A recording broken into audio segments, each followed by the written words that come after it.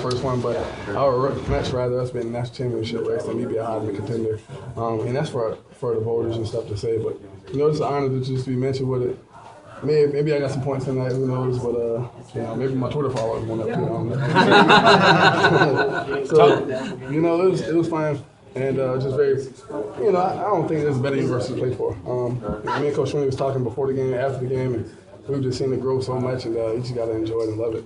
Tajh, how do you guys handle success at this point? It's been a problem a couple of times this year. I think that it's overrated. I don't really like the fact when people say, how do we, because there have been times where we've been absolutely just, crucified of being one of those teams that can't win big games, that can't do this and can't do that. And now it's like, since we win, it's like, how do you not handle that? I think that we got a more veteran team. I think that we understand what we're trying to do with the program. And I hate hearing the fact that we have letdown because we're one of the more consistent teams in the country. So I feel like this is one of the statements for us, and we just got to continue to keep working.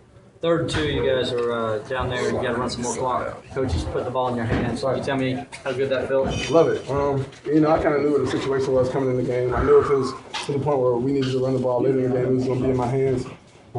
Felt the guy coming off the edge. I needed to get around him a little bit. And when the play has to be made, you got to go out there and make it. That's what it's very competitive to do, and I just want to put myself in that situation. You've been through a lot on the field. What's your personal mindset after?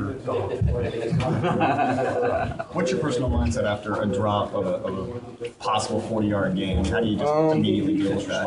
It's just one of those makes and breaks to the game. This game is full of inches. It's just something that we got to continue to keep repping. I think that the guys put the hand in at the last minute and kind of tipped the ball out, but we got to make those situations. We got to make those count, especially in games like this. But a learning experience. First game of the season.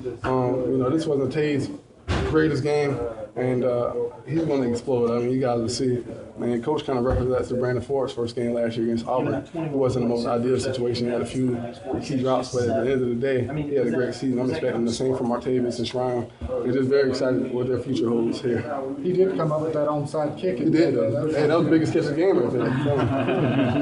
Tajh, we've been asking you about this game for 8 months or something now. How does it feel to go into that locker room having won it?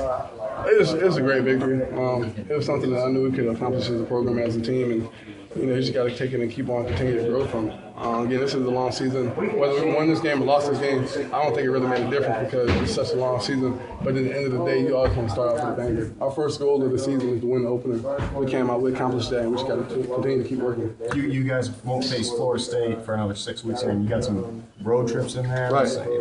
How do you handle that week by week when you're not going to have this type of spotlight? We'll get to Florida State when we get to Florida State. There are some games, that we have to take care of before we get there. And, the next game is always the biggest game. It's cliche, but it's the truest thing in the world.